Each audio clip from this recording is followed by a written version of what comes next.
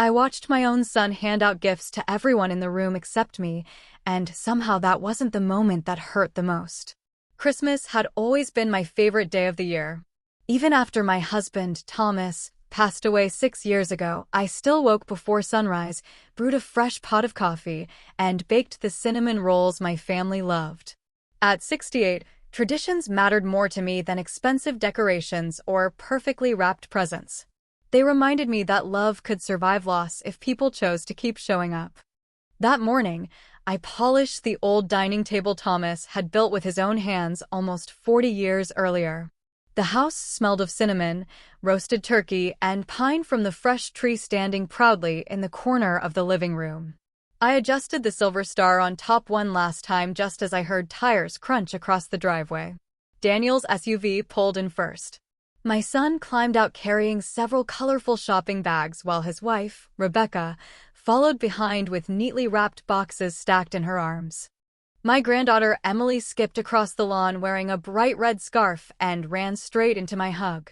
For a little while, everything felt exactly the way Christmas was supposed to feel. Laughter filled the house. Coats were tossed onto chairs. Christmas music played softly from the old radio in the kitchen. I poured hot chocolate for everyone while Daniel arranged the presents beneath the tree. There seemed to be more gifts than ever before. Rebecca smiled proudly as she straightened each ribbon. "We wanted to spoil everyone this year," she said cheerfully. Emily clapped her hands as Daniel began calling out names. My sister Helen opened a soft wool blanket. My nephew received a new fishing rod. Rebecca's parents unwrapped matching travel luggage. Even our elderly neighbor, Mr. Jenkins, who had stopped by to deliver homemade fudge, walked away holding a gift bag with a grateful smile. Every few moments someone laughed, thanked Daniel, or admired another thoughtful surprise. I smiled with them, waiting patiently. Surely mine would come next. I wasn't expecting anything extravagant. A paperback novel, a framed family photograph, even a handwritten Christmas card would have been enough. I had never measured love by price tags. I simply wanted to know my son had thought about me. One by one, the pile beneath the tree disappeared until only torn wrapping paper remained scattered across the rug. Daniel rubbed his hands together and said, "Well, I think that's everything." My smile stayed on my face, but inside something quietly shifted. Rebecca avoided looking in my direction. Daniel busied himself collecting empty boxes. Emily looked from me to the empty space beneath the tree with a puzzled expression she was too polite to put into words. I told myself there had to be an explanation. Maybe my gift was hidden somewhere else. Maybe Daniel had forgotten it in the car. Maybe there had been a simple mistake. But when I glanced toward Rebecca, I caught the faintest smile crossing her face before she quickly looked away. That was the moment I realized this Christmas might be telling me a story I had refused to see for far too long, and deep in my heart I knew the empty space beneath that tree was only the beginning. I kept smiling while everyone admired their presents because I had spent my entire life believing that holidays were about making other people happy. There was no reason to spoil Emily's excitement or make Daniel uncomfortable in front of the family. I gathered empty mugs from the coffee table, folded discarded wrapping paper into neat piles, and carried everything into the kitchen as though nothing unusual had happened.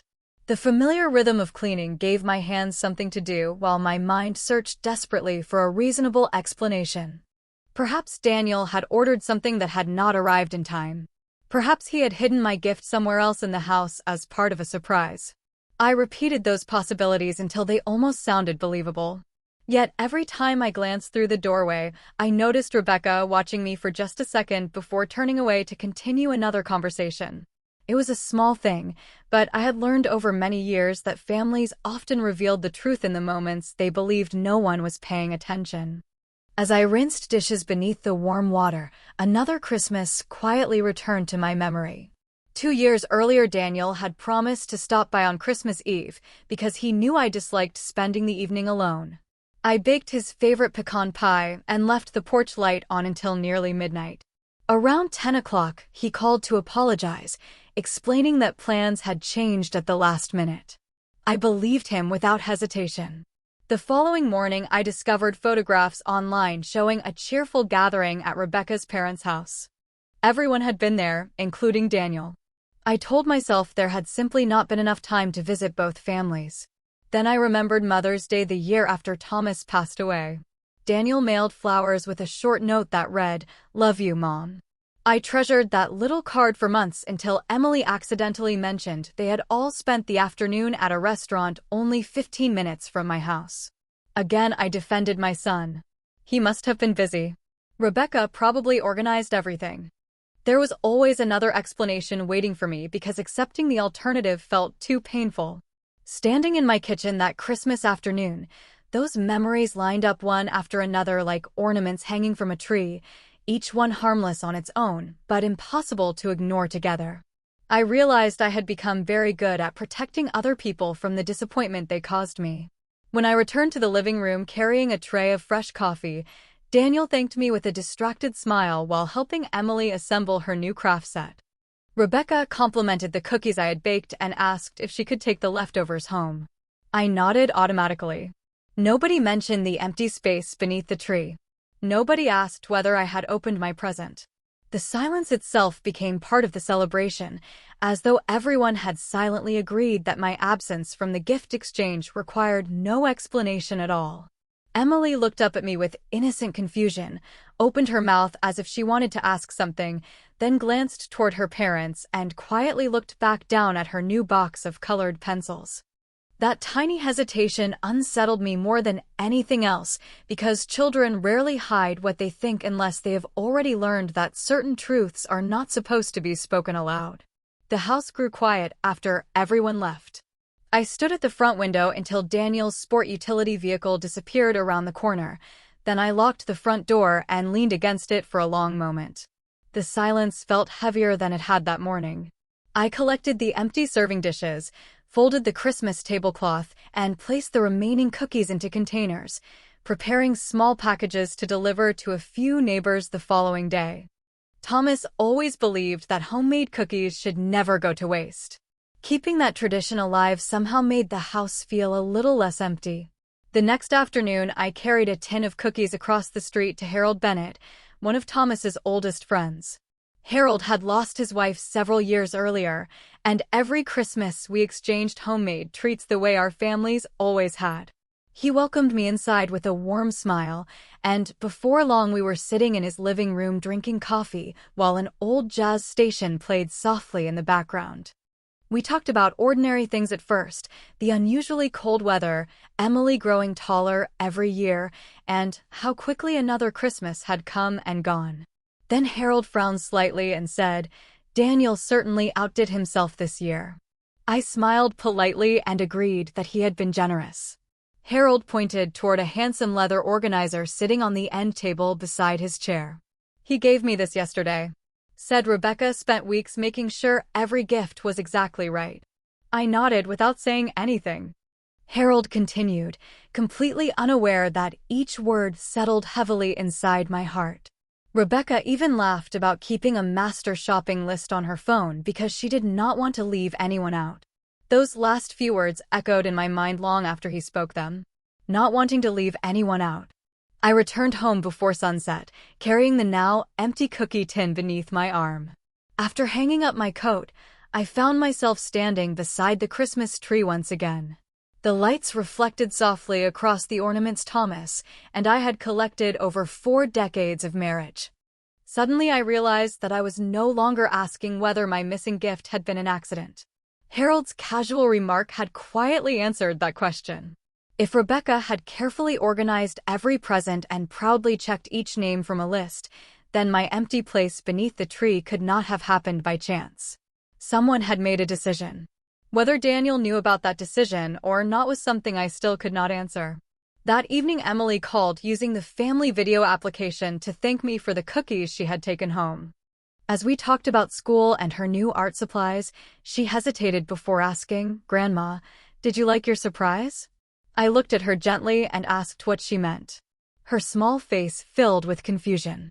"Daddy bought something special for you a long time ago. I helped him wrap it before Mom said she needed to put it somewhere safe." Emily stopped speaking the instant Rebecca's voice called her from another room. My granddaughter smiled awkwardly, wished me good night, and ended the call. I remained seated with the silent telephone in my hand, realizing that for the first time I had something more powerful than suspicion. I had the beginning of a truth that did not fit the story I had been telling myself for years. For the next several days I could not stop thinking about Emily's innocent question. Children rarely invent details like that. They simply repeat what they have seen. If Daniel had truly bought something for me and Emily had helped wrap it, then somewhere between his good intention and Christmas morning, that gift had quietly disappeared. I did not rush to conclusions because life had taught me that assumptions could damage relationships just as easily as lies. Instead, I chose to pay attention. That had always been one of Thomas's greatest strengths. Whenever something did not make sense, he would smile and say, "Do not chase answers. Let the answers come to you." I found myself repeating those words as I went about my daily routine. I watered the plants, visited the grocery store, and mailed thank you cards to relatives who had sent Christmas greetings. Outwardly, nothing had changed, yet inside me every memory seemed to be rearranging itself into a clearer picture. I remembered the birthday 3 years earlier when Daniel apologized because the necklace he ordered for me had supposedly been delayed in shipping. It never arrived, and a month later I forgot about it. I remembered another Christmas when he insisted he had emailed me photographs from Emily's school concert, but I never received them. Rebecca had casually suggested that I probably deleted the message by accident. At the time I laughed at my own lack of computer skills. Now I wondered whether that explanation had simply been convenient. Late one afternoon my telephone rang. It was Daniel. He sounded cheerful, asking whether I still had enough leftovers and whether the furnace was keeping the house warm during the cold weather. We spoke for several minutes about ordinary things before he casually asked, "Did everything work out all right on Christmas?" The question lingered in my mind. If he believed I had received a present, why had he not asked whether I liked it? I answered carefully that Christmas had been peaceful and that it was wonderful seeing everyone together. He seemed relieved and quickly changed the subject to work before ending the call. After I hung up, I sat quietly beside the living room window watching light snow drift across the yard. Daniel had not sounded like a man hiding something. He had sounded like someone who believed everything had gone according to plan. That realization shifted my attention away from him and toward the person who had managed every detail of the holiday. 2 days later, Harold stopped by unexpectedly carrying a container I had forgotten at his house. As he handed it to me, he laughed and said, "Rebecca is the most organized shopper I have ever met. She even had every receipt sorted into separate envelopes before Christmas." His comment seemed harmless, yet it confirmed what Emily had unknowingly revealed. Nothing about those gifts had been random. Every package had been planned, wrapped, and accounted for. Standing alone after Harold left, I looked once more at the glowing Christmas tree that I had not yet taken down. For the first time, I stopped asking why I had been left out. Instead, I began asking a far more important question. If my gift had disappeared once, how many other moments of love had quietly vanished before they ever reached me? January arrived with quiet mornings and bare tree branches outside my kitchen window. I finally packed away the Christmas decorations, wrapping each ornament in soft tissue paper before placing it inside the old wooden chest Thomas had built years ago. One ornament remained in my hand longer than the others. It was a simple glass angel Daniel had made in elementary school.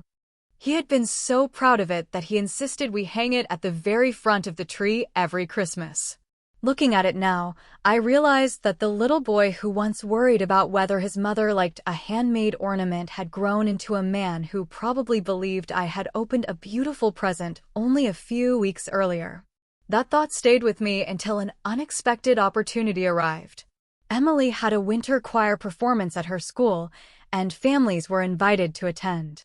I found a seat near the middle of the auditorium and watched proudly as she sang with the other children.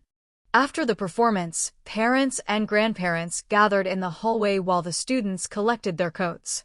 Daniel spotted me almost immediately and walked over with a warm smile. He hugged me tightly and thanked me for coming. We spoke for several minutes about Emily's performance before he suddenly asked, "Mom, where did you decide to put it?" I looked at him with genuine confusion. "Put what?" His smile faded only slightly. "Your present. I thought it would look nice in your living room." My heart began to beat a little faster, but I kept my voice calm. "Daniel, I did not receive anything this Christmas." He laughed softly at first, assuming I was joking. When I remained silent, the laughter disappeared from his face. "That cannot be right," he said quietly. "Rebecca told me you loved it." Neither of us spoke for several long seconds.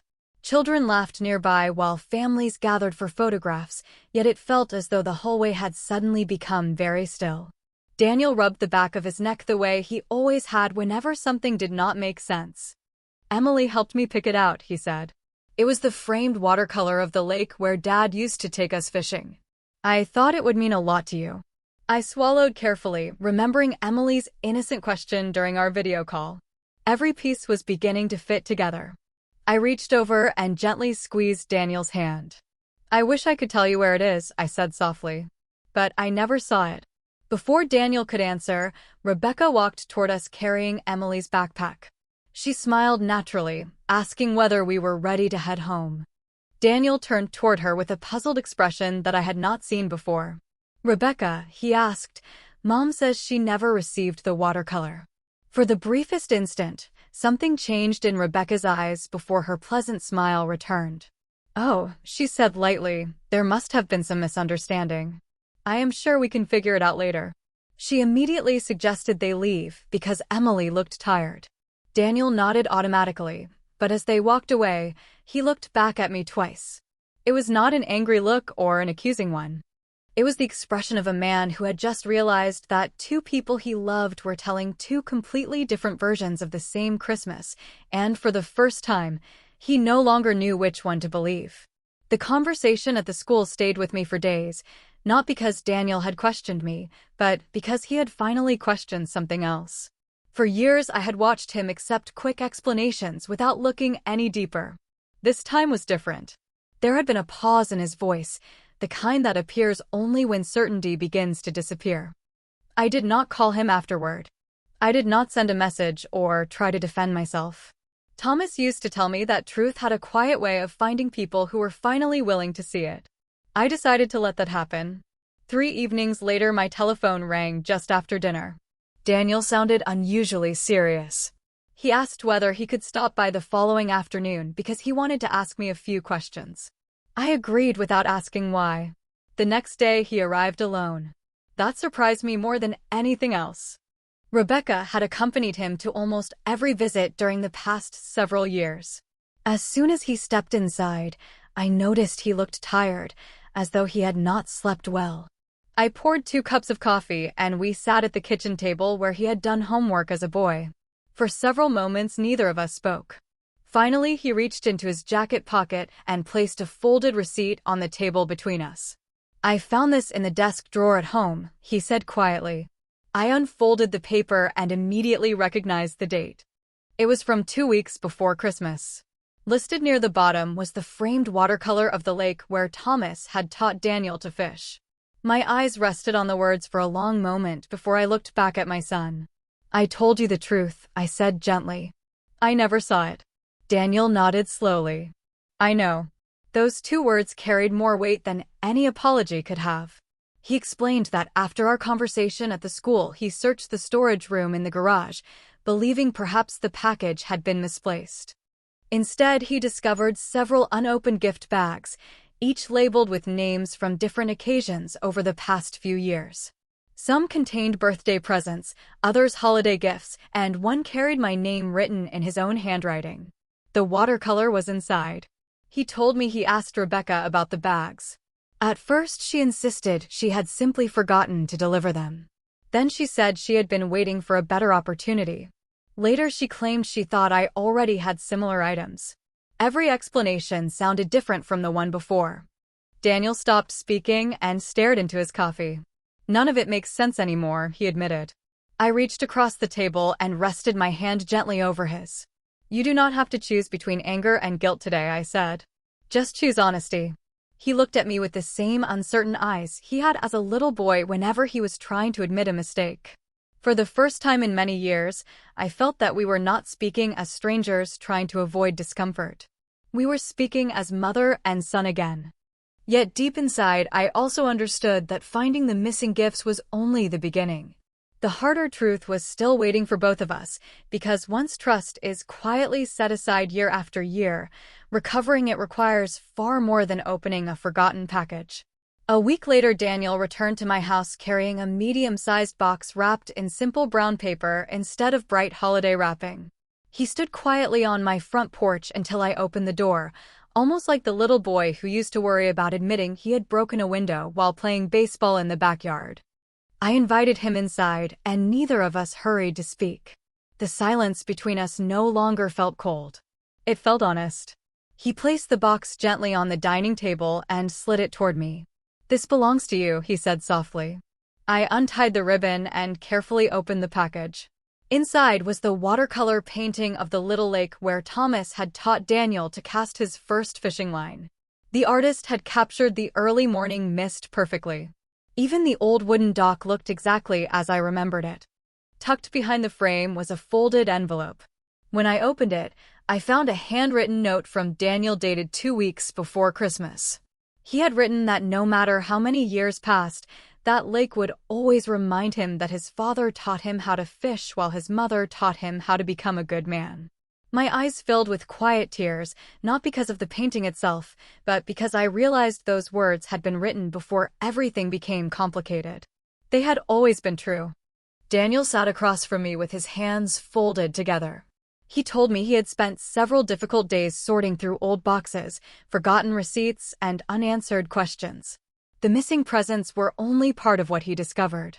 More painful than the unopened packages was realizing how many moments had quietly slipped away because he had accepted easy explanations instead of paying closer attention. He apologized, not with dramatic promises or grand speeches, but with simple honesty.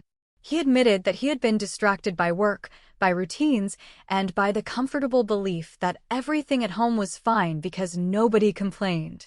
I listened without interrupting. When he finished, I reached across the table and held his hand just as I had when he was a frightened child. "We cannot change the Christmases that are behind us," I told him gently. "But we still have a chance to protect the ones that have not happened yet." He nodded, and for the first time in years his smile reached his eyes.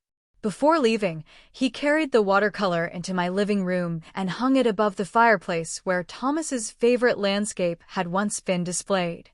We stepped back together and looked at it without speaking. Somehow the room felt warmer. After Daniel drove away, I sat quietly in my favorite chair as the late afternoon sunlight rested across the painting. I realized that the greatest gift had never been hidden inside that package. It was the return of something I had nearly stopped believing was possible. My son had finally looked beyond assumptions and chosen to see me again. Families are not held together by expensive presents, perfect holidays, or carefully wrapped boxes. They survive because someone is willing to stop, listen, ask difficult questions, and tell the truth with kindness. As I turned off the living room lights that evening, I smiled at the watercolor one last time. It had taken a long journey to reach my wall, but in the end it brought home something far more valuable than a forgotten Christmas gift. It brought my son back to me.